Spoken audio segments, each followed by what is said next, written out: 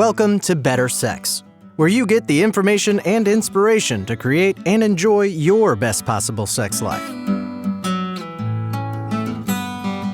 Join your host, sex therapist Jessa Zimmerman, as she brings you expert guests, helpful tips, knowledge, and strategies to improve your intimate relationships.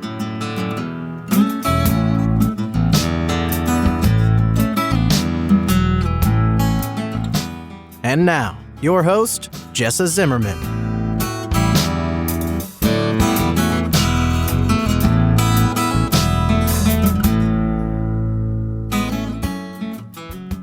Hey, this is Jessa. Welcome back to another episode of the Better Sex Podcast. So glad you're here.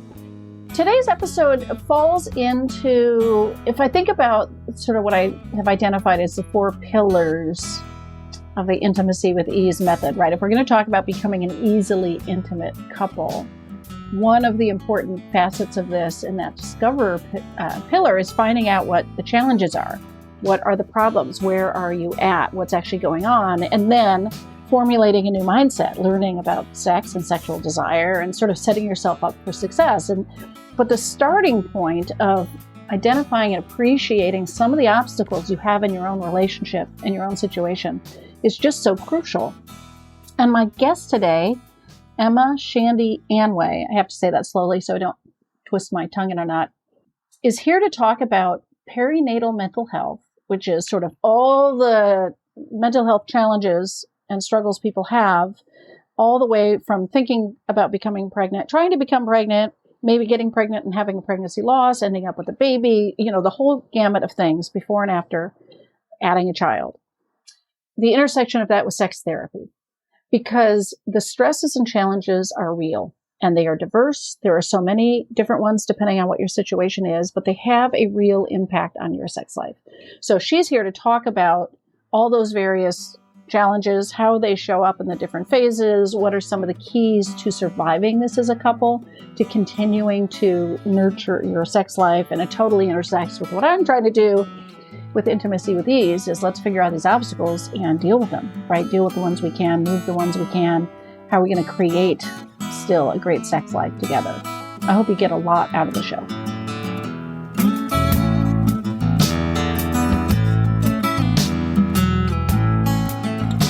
And before we start the show today, it is sponsored by Intimacy with Ease. It's a method to help otherwise happy couples achieve a sex life that is easy and fun for both of them, so that you can actually just enjoy your sex life with zero stress. For more information, if you want to watch a brief little training video that's available, all of that, go to intimacywithease.com.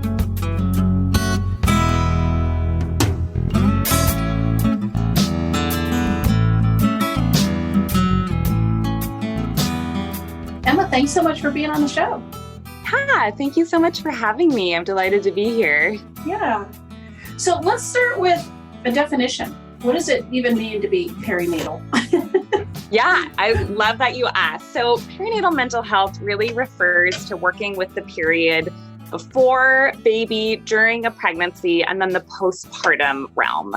So a lot of times people associate this with postpartum mood disorders, but perinatal really looks at that and at the umbrella of, okay, how are we supporting individuals and couples as they're navigating things such as fertility treatment, pregnancy losses, unexpected birth outcomes, third-party reproduction? When we go to want to build a family, it's a lot more complicated than I think we normalize in this country. And so the hope of perinatal mental health is really to walk alongside people who want to be parents and help them through what can be a pretty anxious time. Yeah, I mean, as a sex therapist, I'm certainly aware of conversations like, boy, once you add a baby or children, life gets more complicated. But I certainly also hear about all kinds of concerns and issues and stresses as people are thinking about having a baby, trying to have a baby, doing what it takes to have a baby, experiencing those losses and those challenges. Like there's a lot of impact, right? Like how do you describe how this sort of intersects with what we do in sex therapy specifically? Yeah. So there's a lot of research on overall impact of marital satisfaction, right? So, certain studies that kind of point out people who have pregnancy losses, for example, are around 20% more likely to divorce than people with successful pregnancies. We know that people who go through fertility treatments and don't have successful outcomes are 3 times as more likely to divorce than couples who are able to have a child. So we have that kind of umbrella look of, all right, we see that these somewhat traumatic events can really impact a marriage, and most of the times it kind of in a negative way, but we don't look specifically at how are they impacting a couple's sex life? How are they impacting an individual's sexuality? And that's really important, right? Because we know that our sexual health is an incredibly big contributor to our overall satisfaction in relationships. And maybe if we could attend to that, there'd be less divorce or breakup of relationships, even with those losses or those challenges, right? Yeah. Like maybe there's something that could be tended that would help sustain people through that difficulty. Yeah, I absolutely believe that. I think it's a field that we really, really need to press into because people deserve to kind of have things normalized for them, right? Mm-hmm. People deserve to know that what they're going through is really, really hard, but that there is hope at the end, right? It's not just kind of, there's no way to get help with this. Right. So how come this is your thing, your topic or your area? I mean, I don't know if it's like the thing you do, but it's certainly a thing, right? What drew you into this? What's the story here?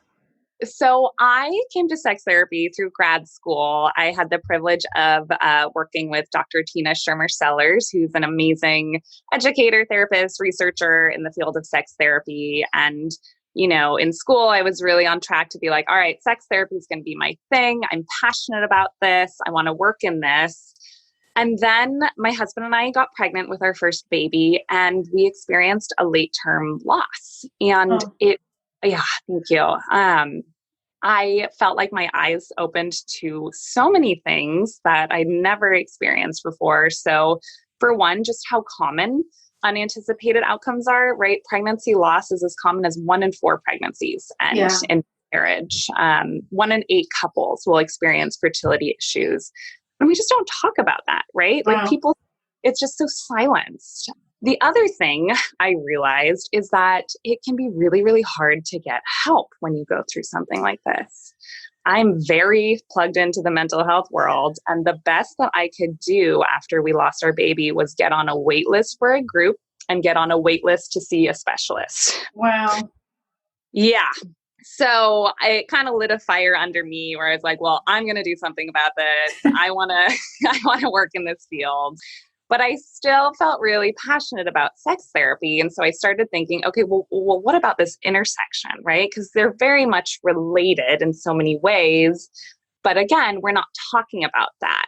Yeah. So I really came to this work through both my academic love, but then my personal passion of really wanting to normalize and advocate for people who are going through this. Right.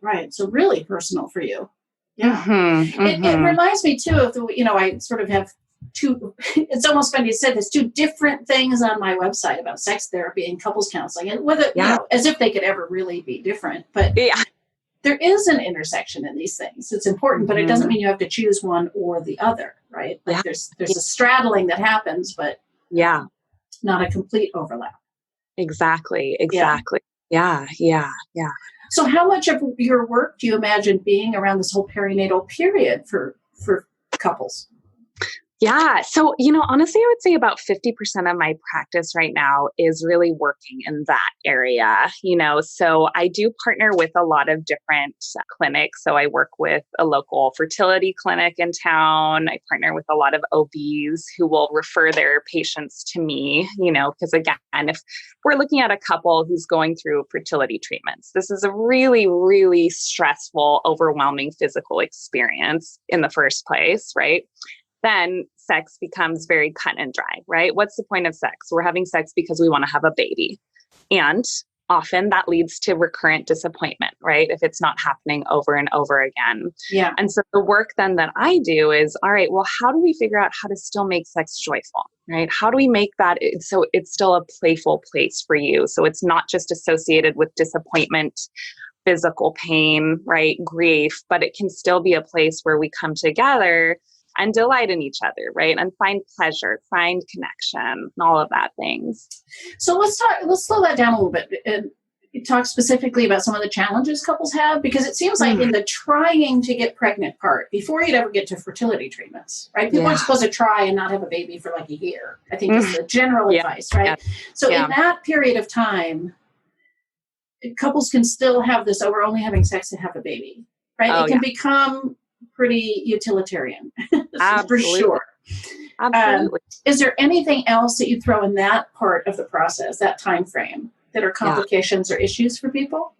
Yeah. So, I think you hit the nail on the head with that, right? The most common complaint is like, sex isn't fun anymore, right? Sex is very much monitored by the cycle, by the timing. It's, hey, babe, come home for lunch. Like, let's have intercourse for 6 minutes so we can try to get this done. Right. You got to kind of perform on a dime too, right? Yeah. Like the stick says go. We got it, Right. And so we're looking at, okay, what are kind of killers of desire with stress, right? Pressure, expectations, all of those things kind of come in there. So again, I really, really stress with couples, yes, we want to acknowledge and celebrate the fact that you are trying to have a child. That's a beautiful thing. And we still need to make sure you are not defining sex as the point of this is to get pregnant, right?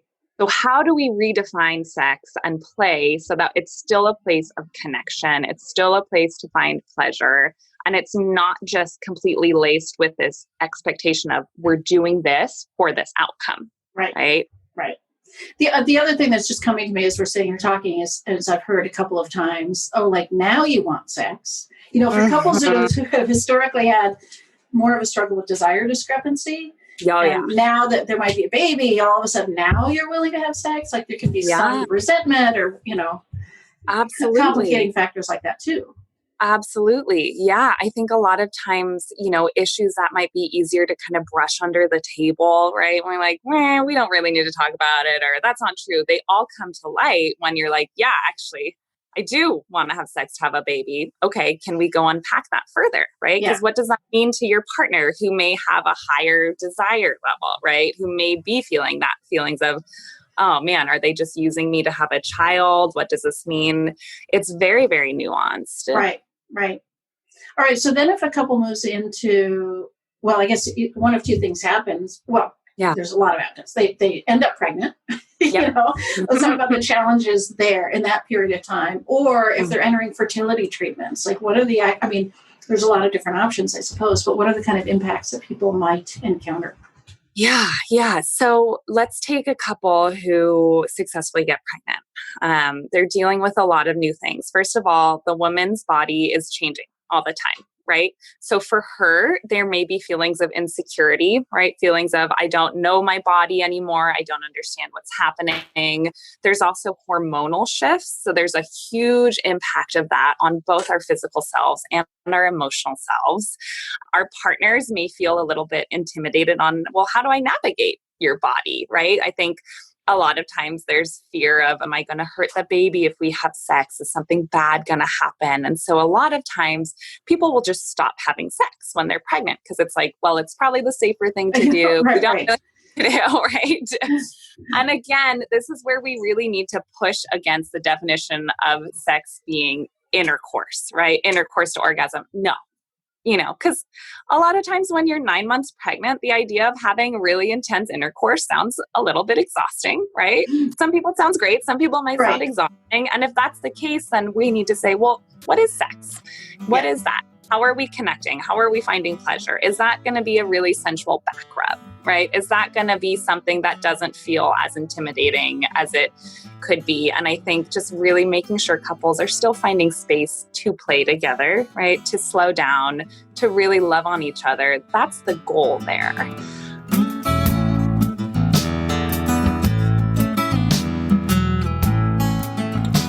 It's Jessa here, just taking a quick break. Thanks for listening. Are you interested in being a guest on the show? I'm always looking for people with expertise to share that could enrich other people's sex lives. And I'm also interested in hearing from people who have transformed their own intimate relationship and would want to share their story with my listeners.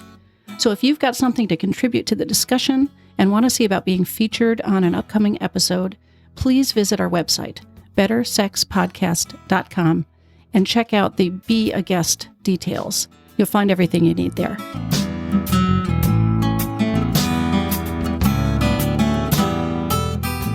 When a couple is going through fertility treatments and, may not be having the outcomes that they want or may just be on the really long road, you're getting the added factor of grief. And that is something that really, really needs to be addressed. I think that is kind of the main thing I see in my work with couples going through IVF, is just this sense of like, sex is supposed to be getting me something and it's not. So I don't want to do it, right? There's a sense of, I'm just going to separate from it. I'm going to dissociate because this thing that, is supposed to be so good and helpful is not. It's just making my body feel like a failure, right? It's making me feel sad that I'm not getting this. And so a huge push of therapy is kind of reworking that narrative of, okay, well, yes, we need to acknowledge the pain and loss in this and the unmet expectations, while at the same time finding a way to separate that from what sex is to you. Yeah. Yeah. Right. And it might be letting somebody down in terms of getting pregnant, but that's not, we're sort of back to the idea. That's not the only reason we have sex, right? Like you can still find connection and pleasure with your partner in this experience. Exactly. Yeah. Exactly. Yeah. And I think, again, that idea of like, we have to stay connected because this is an experience that is so isolating, like I said, that often leads to separation because we don't know how to turn towards each other.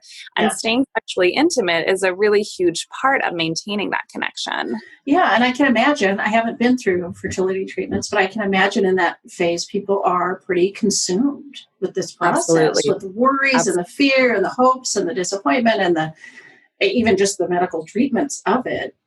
Absolutely. That it would be a hard time to really prioritize something else, right?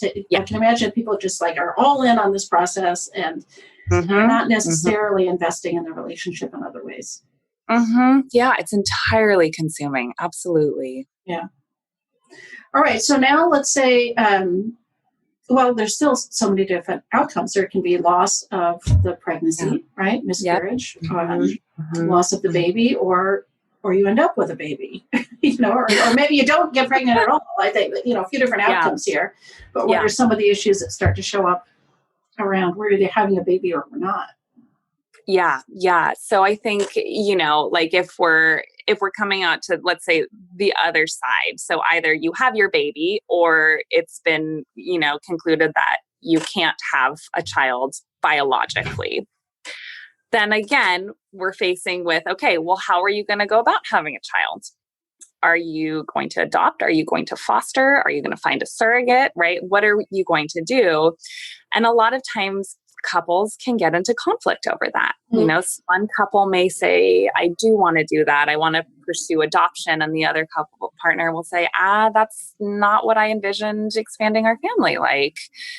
And we don't know how to navigate that a lot of the times because it's not something we're used to talking about. And what happens when we fight? Often we stop having sex, right? Right.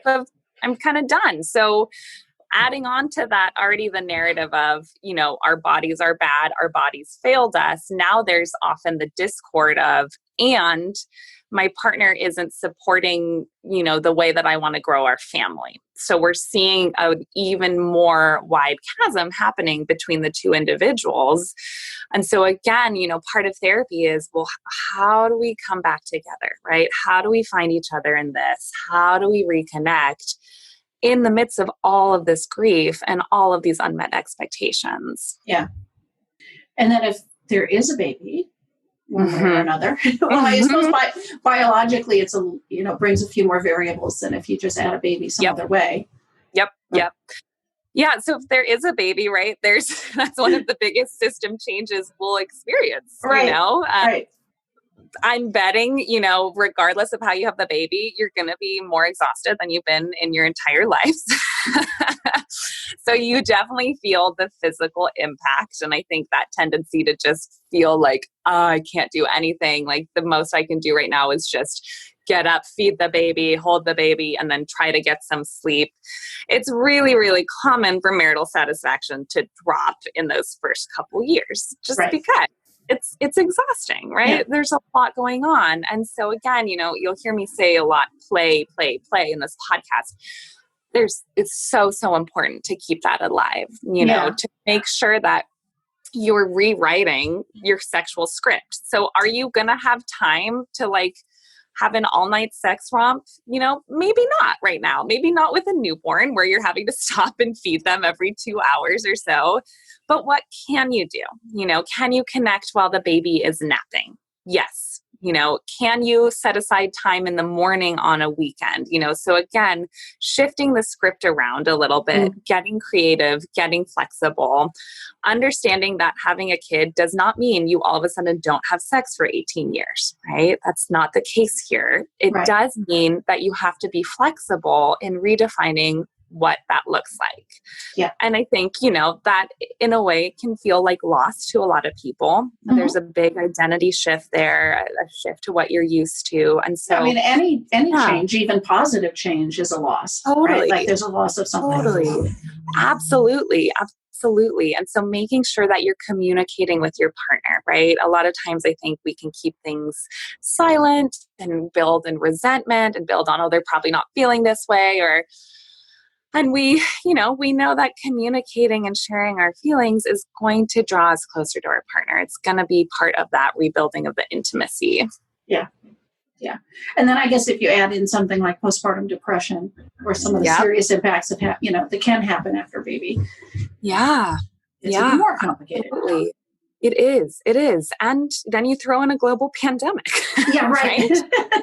And I got to give a shout out to all the people who are trying to build families this year, because this is an added factor that none of us anticipated. And it can make what's already an isolating experience even more isolating. I have a couple of clients where they've had a baby and they're isolating. They can't build community. There's not that support, being alone in a house with the baby all the time. I can't even imagine having done that. So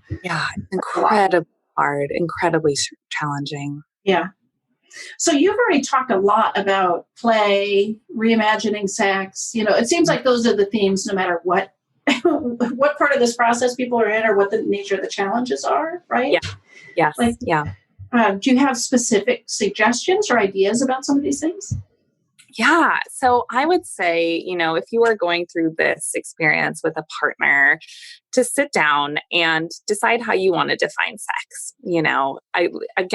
If it's been sex created a baby that we lost, or it didn't give us a baby, or it gave us a baby and now we're tired, see if we can acknowledge that and say, well, what else can it be? Right? How do we redefine this? And so, if we're looking at sex as a way to connect with our partner, great. Let's go from there. How about we both come up with some ways that we feel connected to each other? So really making it a conversation that you're having together, really acknowledging that things are different and that sex is still important. So I would say that's kind of my main push. The other thing that I would recommend couples do is join a support group. I know a lot of times you put sex and pregnancy loss together, for example, like two excruciatingly vulnerable things to talk about. And yet when we're in a group and we're hearing from other people like, oh, this is hard for you too, right? That normalizing is huge. And I think in a situation where often we can feel resentful towards our partner, we can feel like this is only impacting us. It can be so helpful to hear from other people or just read other stories together where you're like, oh, I see, like people make it through this. It's not this is not how we are going to end. There are success stories after this. So I'd say that's a huge piece of it as well. What would you say to people about when they might consider seeing a therapist? Somebody like you who's got some specialized training and focus on this area. Because we're trying not to be the percent that ends up splitting up with these challenges, right? Like what are the signs that somebody maybe needs more help than just a support group? Yeah. So I would say if it's something that feels like it's consuming every single day, come see a therapist, right? So often clients will come to me saying, this is all I can think about all the time. My partner doesn't understand this, right? The grief is consuming me. When you're really starting to see the impact on the day-to-day, quote unquote, normalcy of 2020, that's when you want to start seeking help. I think we tend to just grin and bear it, especially for things along the lines of fertility or pregnancy loss. Again, it can be a really shame-filled experience, I think, particularly for women who either consciously or unconsciously have this feeling of, I should be able to get pregnant. I should be able to go through this. And, as we know, shame often leads to us being silent. And so I would, again, really encourage people, if you notice yourself really putting yourself down, right? Putting your partner down, feeling super, super resentful. These are all flags I want you to pay attention to, because again, this is not a journey that people have to go through alone. Yeah. And sadly, so many do, because as a culture, we haven't really normalized how to talk about it. And that, it's actually not that simple to get pregnant. Right. Yeah. No, I mean, even just covering all these various little parts of the process, it's like I get that it's all perinatal, but it's also different too. There's such a dramatic variety in the kinds of experiences Absolutely. People have and the kinds of challenges and how they're going to show up. So it's a big field. Absolutely. Yeah. So where can people find out more about you, connect with you if they want to learn, more about what you offer and Absolutely. So I am a registered associate MFT in California and a licensed MFT associate in Washington. So I'm able to work with clients in both states only via telehealth right now for the indefinite pandemic future. But if people want to go to my website, it's esacounseling.com. You can contact me through there. You can email me at emma@esacounseling.com. And, if you're listening to this and you're not in one of those states, you can find a therapist through Postpartum Support International. These are therapists who have taken extensive trainings in, all the issues of perinatal mental health.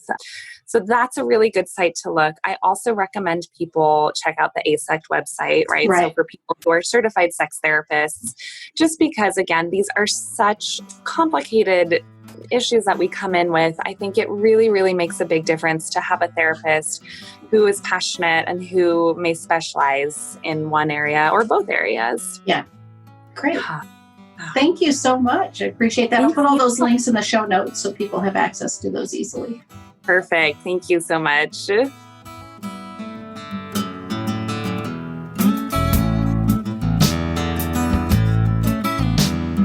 You've been listening to Better Sex.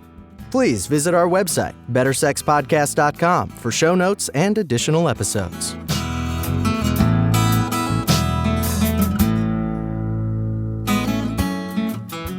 And that's a wrap for today. I really hope you enjoyed the episode. If you are enjoying the podcast, if some of this material resonates with you and you would like to make a difference and make sure that this keeps coming out in the world once a week, ongoing, there are a couple things you could do to show your appreciation. The first would be to go to iTunes and rate and review the show. That really helps us be found by new listeners when you review the show on iTunes. You can find a link at bettersexpodcast.com/iTunes.